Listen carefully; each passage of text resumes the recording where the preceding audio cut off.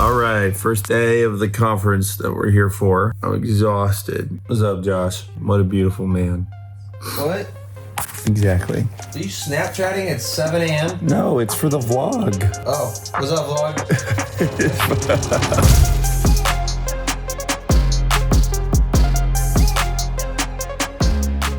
Everyone's assuming Assad being overthrown is a good thing. In my opinion, it is not. These freedom people are literally CIA-backed rebels that we've been funding. It's just like when we funded Osama bin Laden. It's just like when we overthrew Libya.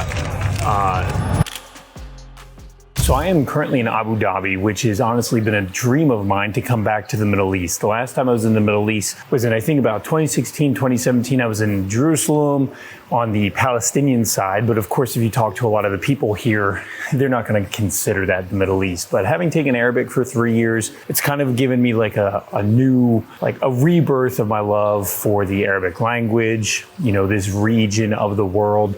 It's during an interesting time too, given the final overthrow of the Assad regime, which, you know, is something that I've been watching now for quite some time. You know, the Syrian civil war started back in 2011 during the Arab Spring. So it's kind of been one of those things that over my lifetime I've actually seen, and it's finally come to a sort of conclusion. But I wanted to talk to you guys about why I'm here, or part of like how I got to Abu Dhabi. This is a good example of what I would call negotiation tactics. So part of what I do in the political world, for example, is when you're doing political campaign finance and doing lobbying and trying to bring different parties together, a lot of the times when they say your network is your net worth, well, in lobbying, your network is literally your career. It's everything.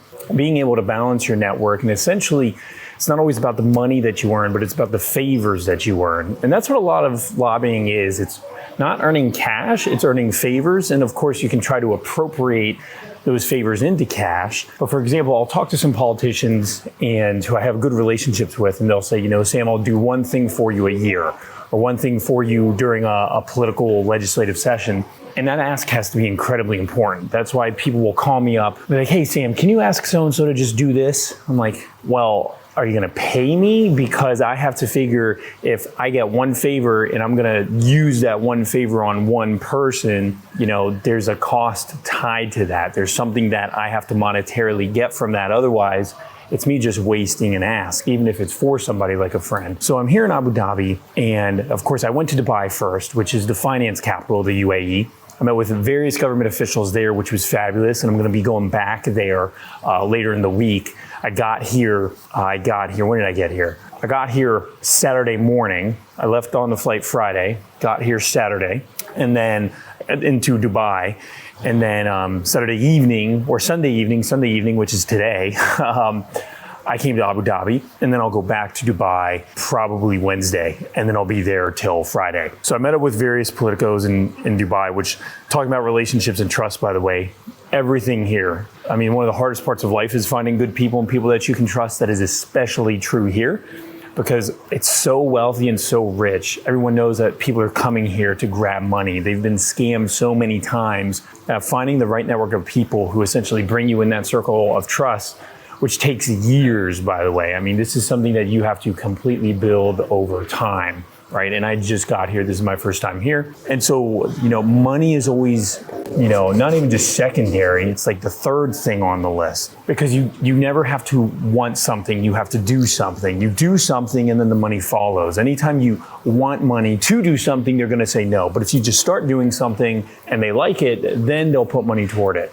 So it's like a giant club, which it has to be because it's all about who you keep out of the network. That's, you know, what I'm learning from most of these events, most of these organizations, is it's about who you keep out. It's gatekeeping in a good way. And so when you're in a wealthy country that's small, gatekeeping is key to everything. Because once again, one of the things people don't realize about, say, time management in relationships is if you are a very wealthy person, you only have so much time in a day, right? And what that means is every meeting you take when people are constantly trying to find deals for you is taking your time, and your time is more valuable when you're wealthy. The only way to save that time is to build a network of trusted people who you can essentially verify through community trust and community verification.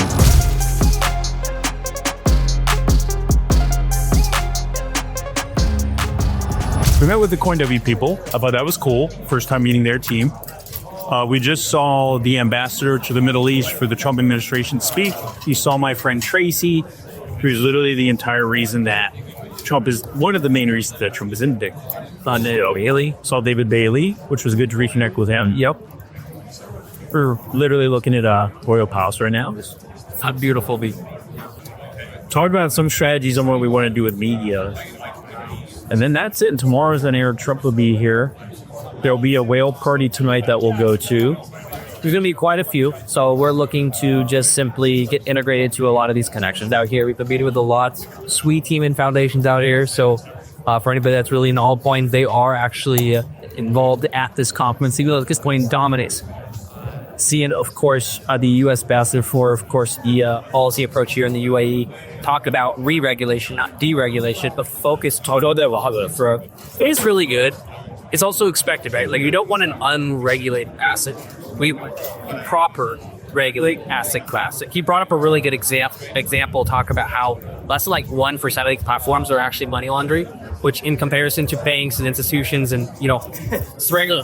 That's a subcategory and a fraction of something that we shouldn't be really focusing. I mean, obviously you want the regulation and you want to make sure that you're keeping consumers and investors safe. But there's a point where we're investing hundreds of billions of dollars into AML and KYC within the United States, and it's only saving a few billion dollars. So it's costing U.S. taxpayers and U.S. investors hundreds of billions to protect a couple of billions, if that at all. So, it just goes to show that the current regulatory regime was incredibly inexperienced, very old-fashioned, not come with time to having David Sachs and this next cat of leadership's going to be very, very bullish for crypto in general. The exchanges out here we're very excited for. We are talking to actually the CEO of an exchange here very soon this week. But we're going to be actually touring mining facilities and looking at the Ira Wall today. I don't come to events unless I have the best pass, unless I'm speaking, or if I can get in for free. Because events to me are not about listening, it's about networking, right? And if you can't meet the best people who you really want to see with, they got the bowl, then there's no point in being here. It's a waste of time. Especially for the cost value, because some of the events are going to cost you thousands of the year. Stick to your $5,000. Actually, they might even be more now. It might be like 75 $100. So for the both of us, you got to think like 14 grand just to get the best path. But luckily we're able to negotiate whether we paid full price for those, whatever. But that's the key. Now, I do have to fight back a little bit on our risk for this specific event because there is no U.S. based, very, very limited U.S. based. Sure. So in comparison to Bitcoin Miami, I would never pay for Bitcoin Miami. I would never pay for Bitcoin now because you're going to go there, you're going to be bombarded with salesmen and pitches. As you someone just going to try to learn about crypto. There's advantages there, but $2,000 for a ticket. Crazy. That's a little relentless. Out here, though, if you're someone that's a young entrepreneur or someone that try to start with these sectors, the connections do seem like they go a lot farther. But who would they connect with?